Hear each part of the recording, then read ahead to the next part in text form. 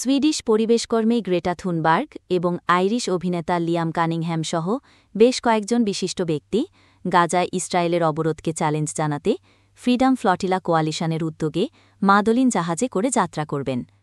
রবিবার সিসিলির ক্যাটানিয়া বন্দর থেকে রওনা হয়ে জাহাজটি মানবিক ত্রাণ সামগ্রী এবং অ্যাক্টিভিস্টদের একটি উচ্চ পর্যায়ের প্রতিনিধি দল নিয়ে যাবে। গ্রেটা থুনবার্গ সহ এই দলে আছেন ইউরোপীয় পার্লামেন্টের সদস্য রিমা হাসান এবং ফিলিস্তিনি আমেরিকান মানবাধিকার আইনজীবী হুয়াইদা আরাফ। গেম অফ থ্রোনস খ্যাত লিয়াম কানিংহ্যাম দীর্ঘদিন ধরে মানবাধিকার সহ ফিলিস্তিনিদের প্রতি তার সমর্থন জানিয়ে আসছেন। সম্প্রতি ইসরায়েল গাজায় অবরোধ কিছুটা শিথিল করলেও ত্রাণ সরবরাহ অত্যন্ত রয়েছে। এই সপ্তাহে ইসরায়েল ও যুক্তরাষ্ট্রের সমর্থনপুষ্ট গাজা মানবিক সাহায্য ফাউন্ডেশন দ্বারা পরিচালিত নতুন ত্রাণ বিতরণ কেন্দ্রে বিশৃঙ্খলা দেখা দিয়েছে। ভিড়ের চাপে কমপক্ষে ৩ জন ফিলিস্তিনি নিহত এবং বহু আহত হয়েছেন। জাতিসংঘ সহ বড় মানবিক সংগঠনগুলো ইসরায়েলের ত্রাণকে রাজনৈতিক উদ্দেশ্যে ব্যবহার করার অভিযোগ তুলে এই কার্যক্রমে অংশ নিতে অস্বীকৃতি জানিয়েছে।